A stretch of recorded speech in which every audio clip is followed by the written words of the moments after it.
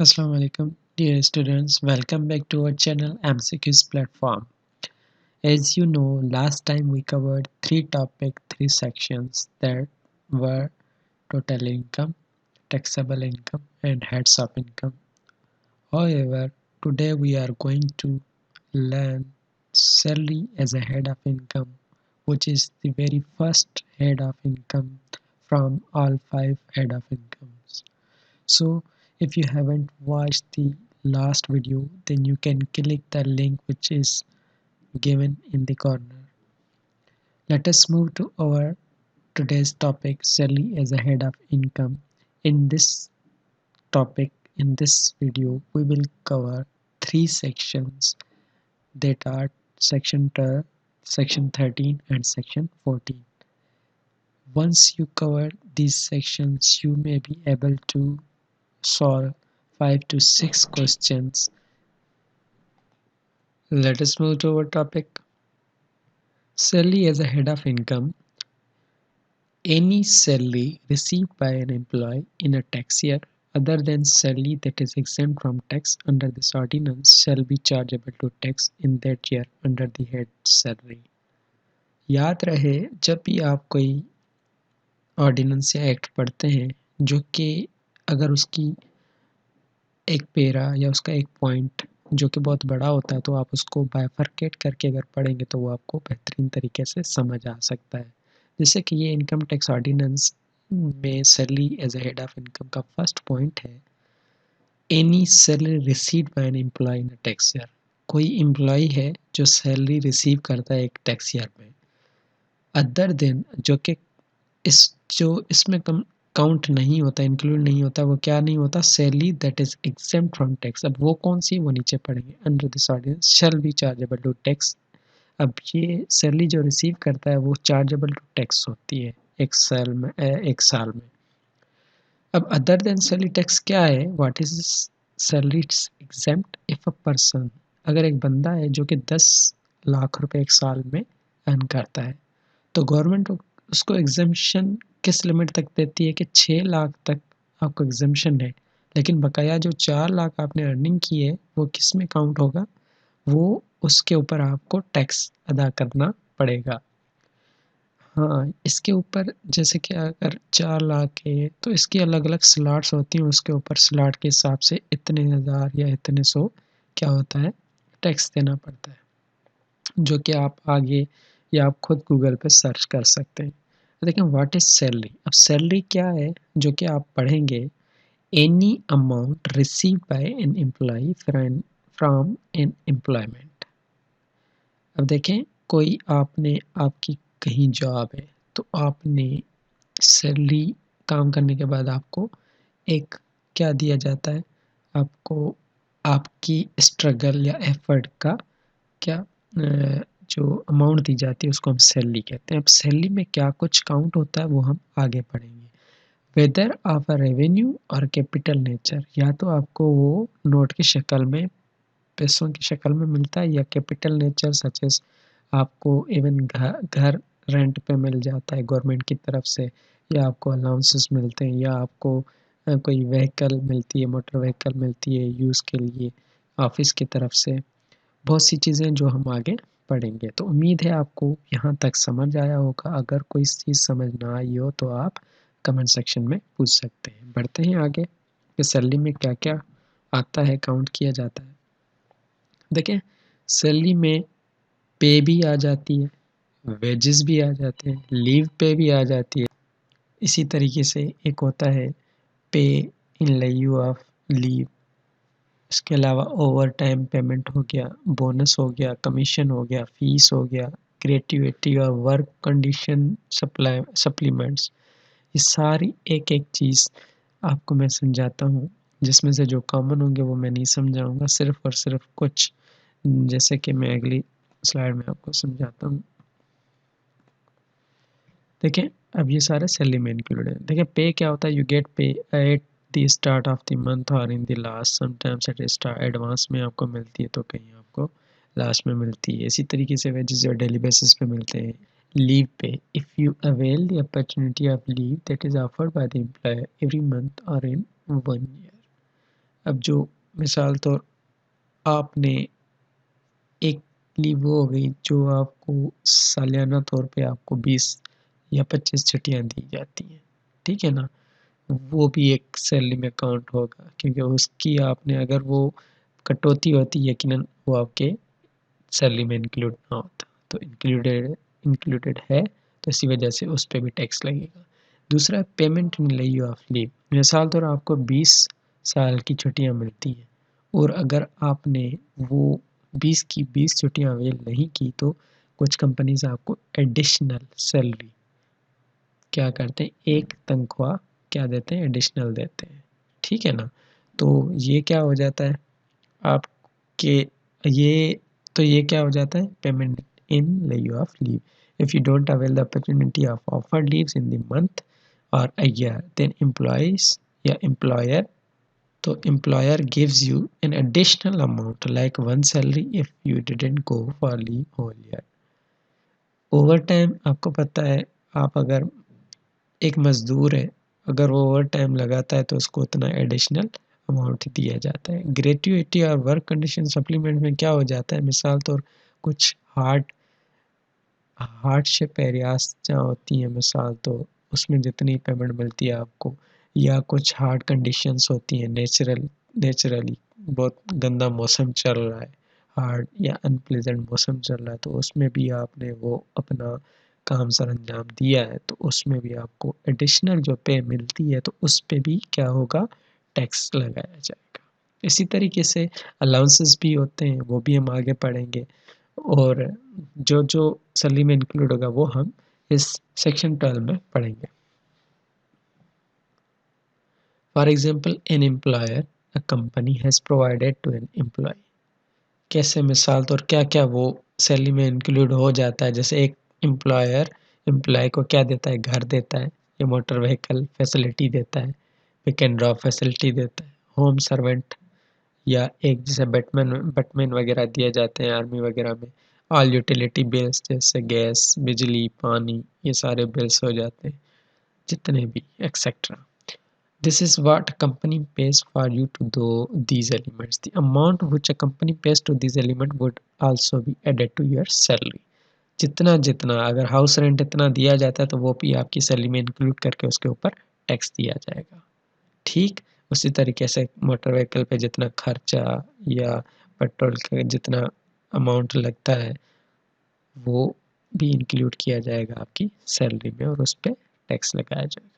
इसी तरीके से बाकी यूटिलिटी बिल या होम सर्वेंट दिए जाते हैं तो उसके ऊपर भी उनको भी जितनी तनख्वाह दी जाती है तो उनके ऊपर भी जितना भी टैक्स जितनी अमाउंट दी जाती है उनको तनख्वाह, वो आपकी तनख्वाह में ऐड करके उसके ऊपर जितना टैक्स होगा वो भी आपको देना पड़ेगा। Any perquisite whether convertible to money or not, this is what we will cover in upcoming section, that is 13। अच्छा, अलाउंसेस जो कि ऐड किए जाते हैं सैलरी में वो कौन कौन से हैं, the amount of any allowance provided by an employer to employee includes cost of living, घर का किराया, सब्सिस्टेंस, रेंट हो जाता है, यूटिलिटीज़ हो जाती, तकरीबन वही बातें हो जाती, एजुकेशन कोई जो ट्यूशन फ़ी वगैरह फ्री दी जाती है, बहुत से प्राइवेट और गवर्नमेंट सेक्टर्स ये देते हैं एजुकेशनल फैसिलिटीज़, जैसे आपको पीएचडी के लिए भी भेज दिया अगर आप एजुकेशनल इंस्टीट्यूट में ही कहीं लेक्चरर हैं, एंटरटेनमेंट के लिए जितना भी खर्चा होता है या जिम के लिए जितनी भी आपको फैसिलिटीज़ दी जाती हैं उसके ऊपर भी जितना आपको अलाउंस दिया जाता है वो भी आपका किस में इंक्लूड किया जाएगा, सैलरी में। ट्रेवल अलाउंस जो टीएडीए भी आपको दिया जाता है वो भी किस में ऐड होगा, सैलरी में, for the sake of tax, तो वो टैक्सेबल इनकम हो जाती है under salary head. The allowance solely expended in the performance of employee duty doesn't include allowance on fixed basis and spent on behalf of employer। अब देखें, ये एक allowance है जिस पे टैक्स नहीं लगता, ठीक है। कौन सा, अगर एक ड्यूटी परफॉर्म की जाती है या एक बंदा एक एम्प्लॉय स्पेंड करता है उसकी परफॉर्मेंस ऑफ एम्प्लॉयज ड्यूटी पे, तो उस पे क्या होता है, टैक्स नहीं कटौती होती, ठीक है। इसी तरीके से अगर एक एम्प्लॉयर है उसने फ़र्ज़ करके दिया है कि एम्प्लॉयी क्योंकि ये आपने मेरा काम करना है, तो वो अपने पैसों से कर लेगा, लेकिन उसको वापस पैसे एम्प्लॉयर दे देता है, तो उस पे क्या टैक्स नहीं लगेगा क्योंकि वो तो उसके अपनी ज़ाती एक सैलरी जो ऑलरेडी है वो उस पे ही होगा, एडिशनली उसके ऊपर कोई टैक्स नहीं लगेगा। इसी तरीके से ये वही पॉइंट है जो मैंने आपको थोड़ी देर पहले बताई है कि जो एक्सपेंसेस एम्प्लॉयी करता है एम्प्लॉयर के बिहाफ पे, तो उसको जो इन रिटर्न पैसे मिलते हैं तो उसके ऊपर वो टैक्स नहीं कटौती होगी क्योंकि वो तो उसको वापस एम्प्लॉयर ने देने, उसने एम्प्लॉयर के बिहाफ पे किया है ना। अच्छा, दूसरा पॉइंट क्या, amount of any profit in लिeu of or in addition to selling wages including any amount received that is 0.125, all you have to remember as mentioned income tax ordinance 2001। अब ये पॉइंट क्या है, अगर आपने अपना एक्ट जो income tax ordinance 2001 अपने सामने खोला हुआ है तो उसमें 5 पॉइंट्स आते हैं। वो सारे पॉइंट्स में जितना भी जो पॉइंट मैं आपको अभी शो कर देता हूँ स्क्रीन पे। अच्छा, तो मैं अभी आपको स्क्रीन पे ले आया हूँ और ये इनकम टैक्स ऑर्डिनेंस का वही पॉइंट है जो मैंने अभी स्लाइड पे शो किया था। The amount of any profit in लिeu of और इन एडिशन टू सैलरी और wages include any amount receive. अब जो भी अमाउंट या जो भी प्रॉफिट आपको नीचे फॉलोइंग 5 पॉइंट्स हैं, इसमें जो अदा किया जाता है वो भी पार्ट ऑफ सैलरी काउंट होगा और उस पर भी टैक्स उस पर भी टैक्स की कटौती होगी। तो ये आप पढ़ सकते हैं। Consideration of person's agreement to enter into an employment relationship, consideration for an employee's agreement to any condition of employment of और any changes to the employee's condition of employment on termination of employment whether paid voluntarily और under an agreement. तो ये सारे 5 points आप पढ़ेंगे। इस पे अगर कोई भी प्रॉफिट आपको दिया जाता है तो वो किस में काउंट होगा, सैलरी में होगा। तो चलते हैं वापस हम अपने स्लाइड की तरफ। उन पॉइंट्स जो 5 पॉइंट्स हमने अभी देखे, उनके अलावा फिर क्या है, एनी पेंशन और एन्युटी और एनी सप्लीमेंट टू पेंशन और एन्युटी। ये क्या है, जो पेंशन तो आपको पता है जो कि हर एम्प्लॉय जो गवर्नमेंट बेस्ड हो या कुछ कंपनीज प्राइवेट भी होती हैं जो देती हैं रिटायरमेंट, बस बट 4 ईयर केसेस में हो जाता है। तो पेंशन गवर्नमेंट में अगर देखा जाए तो आफ्टर रिटायरमेंट एन्युटी भी, जैसे आपने कोई इंश्योरेंस वगैरह शुरू में ड्यूरिंग सर्विस आपने कटौती होती होगी आपके एम्प्लॉयमेंट ड्यूरेशन में, तो वो लास्ट में आपको एज अ पेंशन और एन्युटी मिलती है। अच्छा, दूसरा पॉइंट क्या है, any amount chargeable to tax as salary under section 14। ये हम इंशाल्लाह सेक्शन 14 में पढ़ेंगे। Where an employer agrees to pay the tax chargeable on an employee's salary, the amount of the employee's income chargeable under the head salary shall be grossed up by the amount of tax payable by the employer। बहुत अच्छा point है, ये आपको समझना चाहिए। इस point की simplification ऐसे हो सकती है कि जैसे आपने देखा है जब आपकी पे स्लिप आती है तो उसमें इनकम टैक्स आपका उस पे स्लिप में उसकी कटौती होती है गवर्नमेंट में, ठीक है। अगर प्राइवेट कंपनीज हैं तो उसमें क्या होता है कि आपका जो एम्प्लॉयर है, अगर आप उसके साथ अग्री करते हैं कि भाई मेरा भी इनकम टैक्स आप भले काटें, तो वो इनकम टैक्स जो आपका बनता है वो प्लस एम्प्लॉयर का ग्रास्ड अप होके तो उसके ऊपर टैक्स वो खुद अदा करेगा। कौन करेगा, एम्प्लॉयर करेगा। बढ़ते हैं आगे। No deduction shall be allowed for any expenditure incurred by an employer in deriving amounts chargeable to tax under the head salary। अब ये वही पॉइंट है जो मैंने आपको समझाया था कि सैलरी एक ऐसा हेड है जिसमें क्या होता है, डिडक्शन नहीं होती, एग्जेम्पशन कोई नहीं होती, अलावा एक एग्जेम्पशन जो मैंने आपको बताई थी वो क्या, 6 लाख वाली। और चार अगर साल में आपका 10 लाख इनकम है तो 6 आपको एक क्या लीनियंसी या एडजस्टमेंट के लिए एक 6 लाख दिया जाता है, बाकी 4 लाख पे आपके ऊपर क्या होगा, टैक्स आप अदा करेंगे। This is what I have already told you, ठीक है ना। It is only head where there is no deduction is allowed, however deduction is allowed in other heads of income except salary। For the purpose of this ordinance, an amount or perquisites shall be treated as received by an employee from an employment regardless of whether the amount or perquisite is paid or provided। अच्छा, ये point क्या कहता है कि कुछ companies ऐसी या कुछ गवर्नमेंट के डिपार्टमेंट्स ऐसे होते हैं जो क्या करते हैं, एडिशनल अमाउंट पे करते हैं। किस में? पे स्लिप में।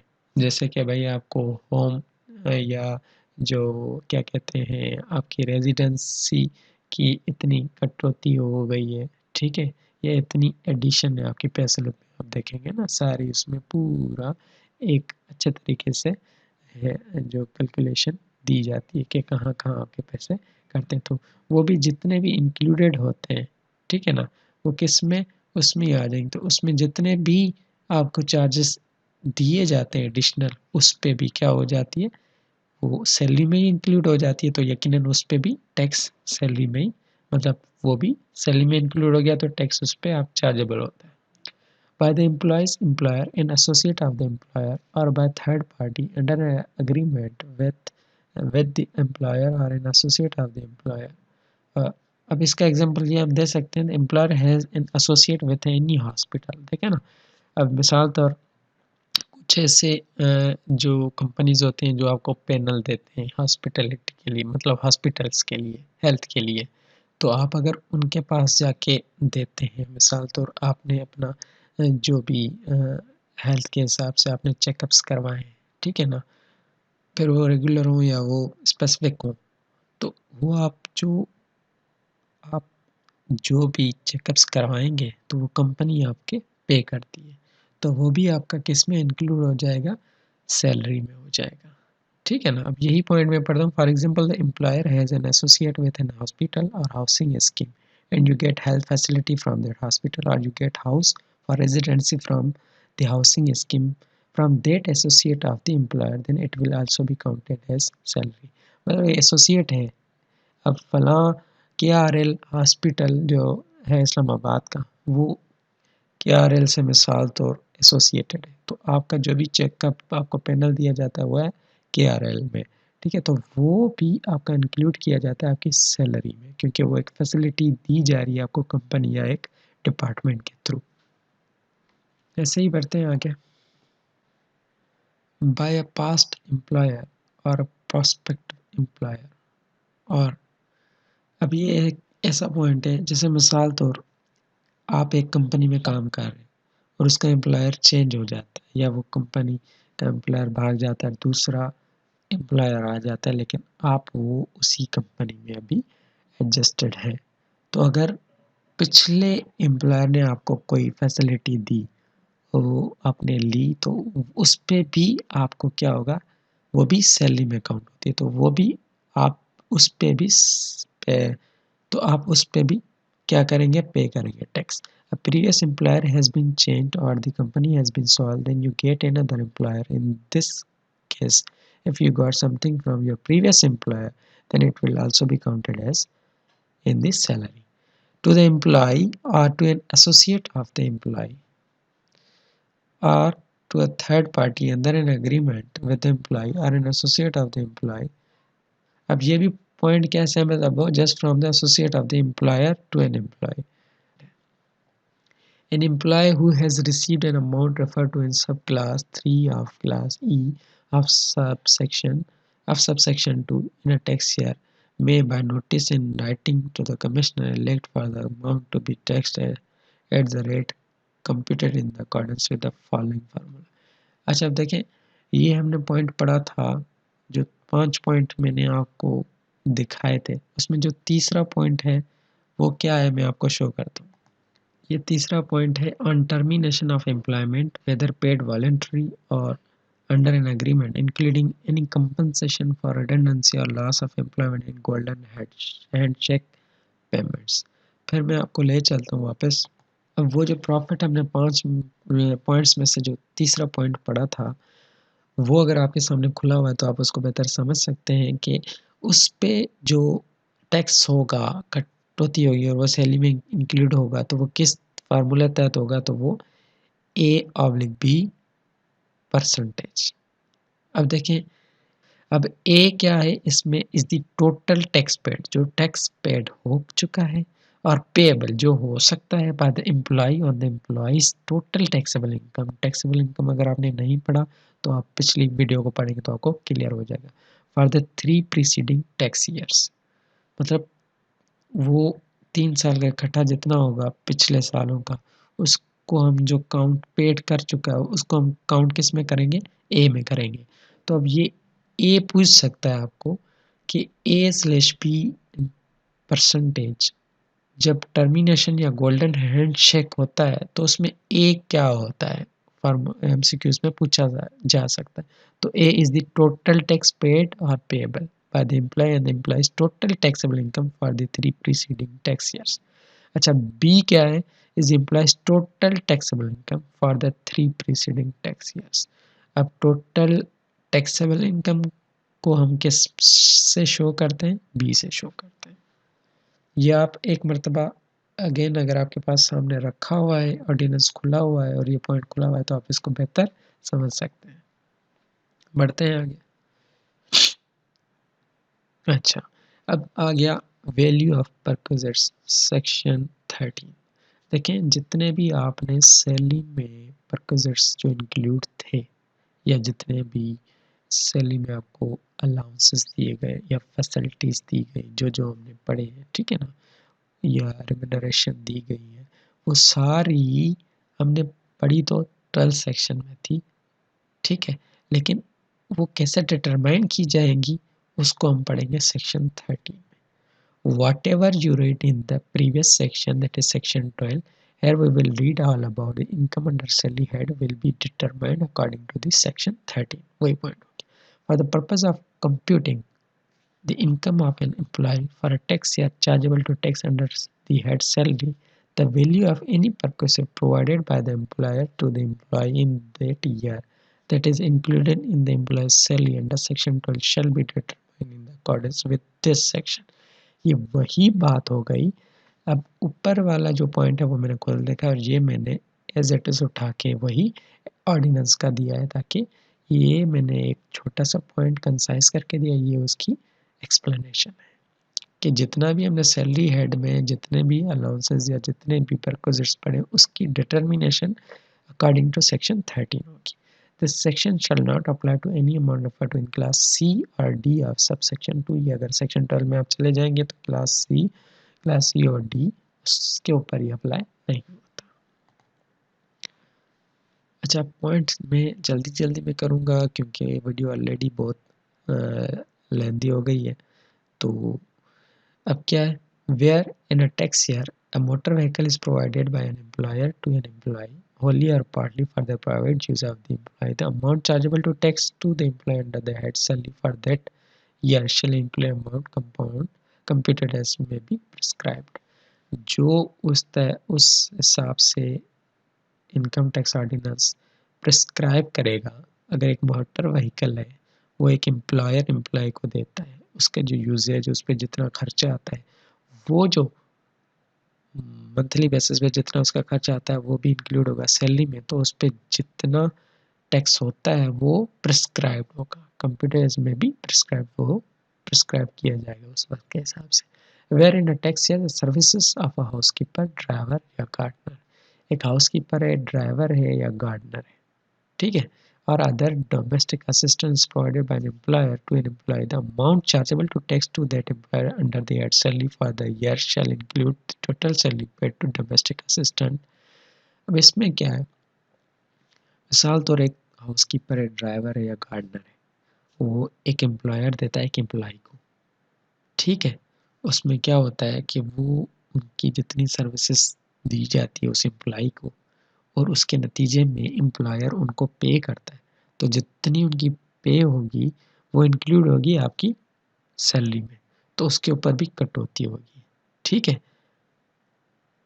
फॉर सच सर्विसेज, ठीक है ना। तो उस पे जो उन्होंने रेंडर की अपनी सर्विसेज, तो वो सर्विसेज के नतीजे में यकीनन एम्प्लॉयर ने पे किया, तो उस पे जितना पेमेंट होगी उनको, जैसे 10,000 होती है बटमैन को या 10,000 होती है ड्राइवर को, 10,000 होती है हाउसकीपर को, या कोई डोमेस्टिक असिस्टेंट जैसे आपका कोई शेफ़ आ गया, तो उसमें जितनी सैलरी मिलती है वो आप इंक्लूड कर लेंगे, उनको एम्प्लॉयर इंक्लूड करेगा आपकी सैलरी में। where in a tax year utilities are provided by an employer to an employee, the amount chargeable to tax to the employee under the head salary for that year shall include the fair market value of the utilities provided. ठीक है, अब इसमें क्या है कि जो utilities जैसे आप गैस का, बिजली का बिल या वाटर बिल जो होता है, ठीक है ना, वो जितना आपका आता है वो भी आपका इंक्लूड किया जाएगा सैलरी में, और वो फेयर मार्केट वैल्यूज़ के हिसाब से आपको जो उसकी वैल्यू होती है वो फेयर मार्केट के हिसाब से, मतलब उस वक्त के हिसाब से उस ड्यूरेशन और उसकी जितनी पेमेंट बनती है वो भी इंक्लूड की जाएगी आपकी उसमें सैलरी में। इसी तरीके से अगला पॉइंट पढ़ते हैं। Where a loan is made on or after the first day of July 2002 by an employer to an employee, and either no profit on loan is payable by the employee or the rate of profit on loan is less than the benchmark rate, the amount chargeable to tax to the employee under their head salary for a tax year shall include an amount equal to। अब देखें, ये एक वो point है कि अगर एक बंदा लोन लेता है, ठीक है, किससे, एम्प्लॉयर से, उस पे मिसाल तौर जितना प्रॉफिट बनता है, मिसाल तौर आप अगर किसी बैंक से लोन लेते हैं ₹1,00,000, उस पे 20,000 उसका मिसाल तौर इंटरेस्ट होता है, तो अगर आप बाहर से लेते हैं तो आपके ऊपर 20,000 आपके ऊपर बनते हैं बैंक से, लेकिन अगर एम्प्लॉयर आपको लाख दे रहा है और आपको गवर्नमेंट के हिसाब से कवर रेट या जितना भी इंटरेस्ट रेट बनता है वो आपको माफ़ करता है या आधा देना पड़ता है, वो आपको हाफ माफ़ करता है या पूरा माफ़ करता है। तो अगर हाफ माफ़ करता है तो 10,000, तो 10,000 उसने आपको माफ़ किया, 10,000 आपने दे दिया, मतलब 1,10,000 दिया, बाकी के जो 10,000 हैं उसने माफ़ कर दिया, वो आपके ऊपर क्या हो जाएगा, वो भी इंक्लूड हो जाएगा आपकी सैलरी में। The profit on loan computed at the benchmark rate where no profit on loan is payable by the employee. The difference between the amount of the profit on loan paid by the employee in the tax year and the amount of the profit on loan computed at the benchmark rate as a case। अच्छा, आधा या पूरा, अगर पूरा तो 20,000, तो 20,000 अगर उसने माफ़ तो कर दिया, अगर नहीं करता तो यकीनन आपके ऊपर पैसे तो बनते थे, तो वो जो 20,000 वो भी आपकी सैलरी में इंक्लूड करके आपके ऊपर टैक्स उस पे भी पेबल होगा। अगर आधा हाफ माफ़ करता है तो 10,000, तो 10,000 भी आपकी सैलरी में इंक्लूड करके 1,10,000 होगा, तो उसके हिसाब से आपके ऊपर टैक्स, इनकम टैक्स हो गया। Wherein a tax year, an obligation of an employee to pay or repay an amount owing by the employee to the employer is waived by the employer. The amount chargeable to tax to the employee under the head salary for the year shall include the amount so waived. When employer remit the fine, मिसाल तौर वो माफ़ कर देता है, अगर एक बंदे ने कोई अमाउंट ली और उसको रीपे किया, ठीक है, तो उस पर अगर वही बात हो जाती है कि जो ऊपर वाला पॉइंट है तकरीबन, ठीक है ना, कि एम्प्लॉयर ने उसके ऊपर जितना इंटरेस्ट बनता है वो वेव ऑफ कर दिया, ठीक है, तो वो जो वेव ऑफ किया वो अमाउंट भी क्या होगा, सैलरी में काउंट होकर आपको उसके ऊपर टैक्स देना पड़ेगा। Wherein a tax year, an obligation of employee to pay or repay an amount by the employee to another person is paid by the employer. The amount chargeable to tax to the employee under the head salary for the year shall include the amount so paid, similar to the above point, but the difference is the one that employer pays on the behalf of employee to other person।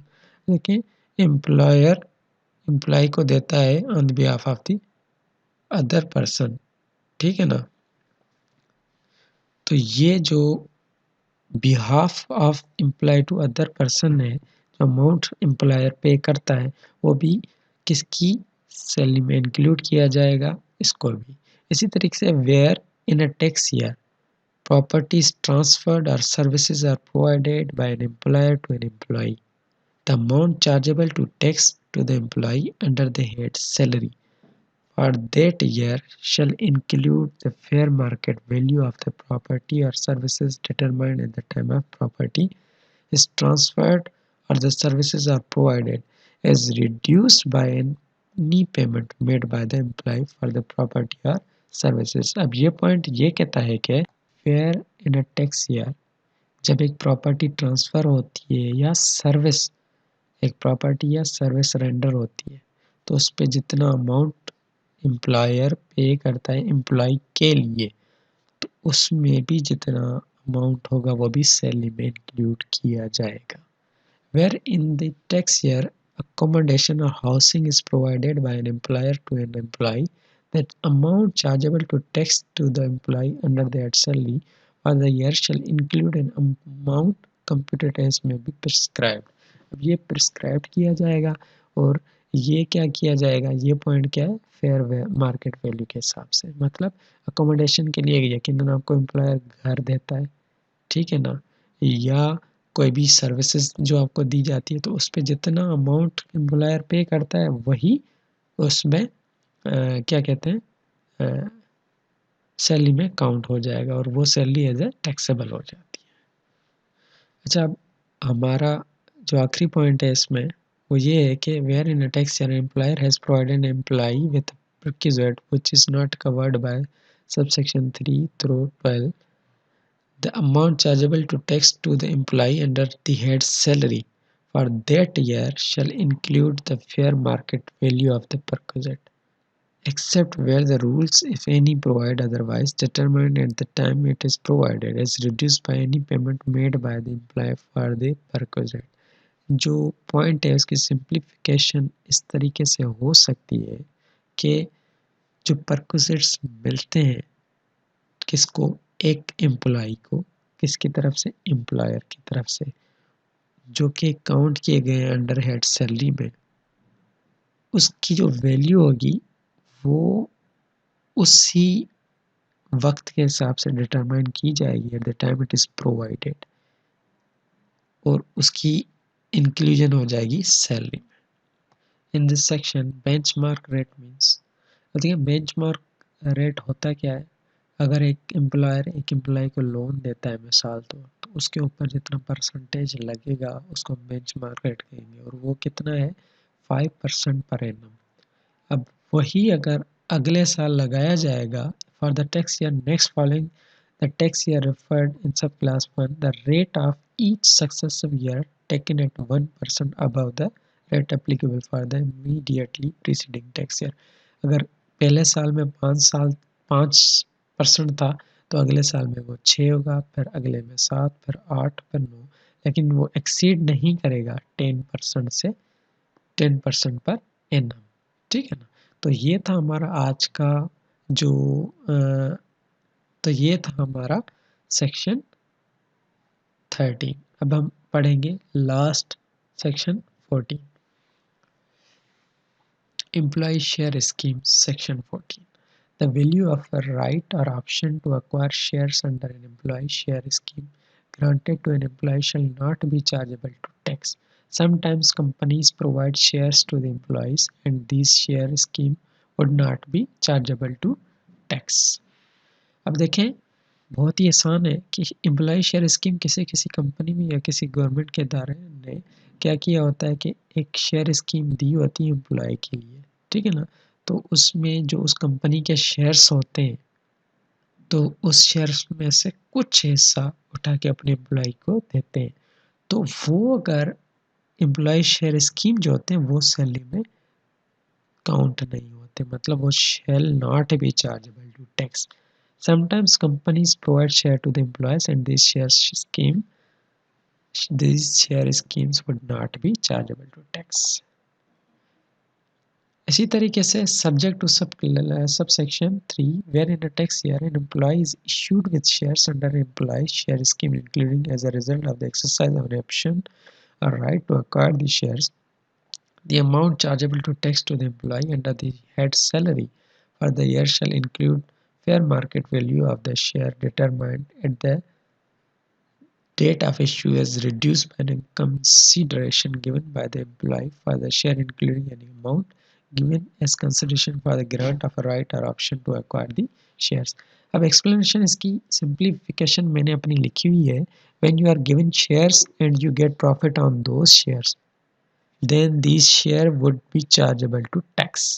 अगर एक share आपको employer ने दिए हुए हैं तो उस पे आपके चार्जेबल टू टैक्स नहीं होगा, लेकिन उस पे अगर कोई प्रॉफिट मिलता है तो उसके भी फिर दो तरीके होंगे। अगर वो प्रॉफिट ट्रांसफरेबल है तो उस पे क्या होगा, चार्ज होगा, टैक्स चार्ज होगा। लेकिन अगर वो ट्रांसफरेबल नहीं है तो उस पे क्या चार्जेबल टू टैक्स वो नहीं होगी वो amount. Similarly all those shares which are given other than this scheme, अगर जितने स्कीम में दिए गए मिसाल तो एक एम्प्लॉय को, और आगे फिर क्या होता है कि अगर एम्प्लॉयर कहता है कि भाई मैंने आपको पैसे देने, अगर आप चाहते हैं तो मैं शेयर आपको दे दूं बजाय पैसे की, तो अगर आप अग्री करते हैं कि नहीं मुझे पैसे नहीं चाहिए, मुझे आप यकीनन शेयर्स ही दे दें, तो उसमें फिर क्या होगा, वो शेयर्स जो एडिशनल इंक्लूड हुए तो उस पे आपको टैक्स देना पड़ेगा, तो वो फिर सैलरी में काउंट हो जाएगा। तो ये था आज का जो आपका टॉपिक, और 3 सेक्शन जो हमने कवर किए। तो पहला था salary as a head of income, दूसरा था परक्विजिट या वैल्यू ऑफ परक्विजिट, और तीसरा था एम्प्लॉय शेयर स्कीम। तो ये तीनों आपने पढ़े, और इसी के MCQs आपको मिल सकते हैं हमारी वेबसाइट mcqsplatform.com पे। मुझे उम्मीद है कि आपको आज की वीडियो पसंद आई होगी और आपको हर एक टॉपिक समझ आया होगा। इवन देन अगर आपको कोई चीज़ समझ ना आई हो तो आप कमेंट सेक्शन में पूछ सकते हैं। और ये सेक्शंस इतने इम्पोर्टेंट हैं कि जो आपका सिलेबस है FBR का या इंस्पेक्टर इनलैंड रेवेन्यू का, उसमें ये जो पोर्शन है इनकम टैक्स ऑर्डिनेंस 2001 का, उसमें चैप्टर 3 और कुछ ऐसे पार्ट हैं, तो वो बहुत ही इम्पोर्टेंट है as compare to sale tax federal excise act and functions of federal board of revenue as well as fiscal policy and tax administration reforms. तो आज तक इतना ही। तो वीडियो को लाइक कीजिए, सब्सक्राइब कीजिए चैनल को, और इस वीडियो को शेयर कीजिए ताकि हर एक कैंडिडेट जो कि तैयारी कर रहा हो इंस्पेक्टर इनलैंड रेवेन्यू के लिए, वो अच्छे तरीके से हर एक सेक्शन को समझ सके। आज तक इतना ही, इंशाल्लाह मिलते हैं अगले सेक्शन अगले टॉपिक में। तब तक अपना ख्याल रखिएगा। अल्लाह हाफिज़।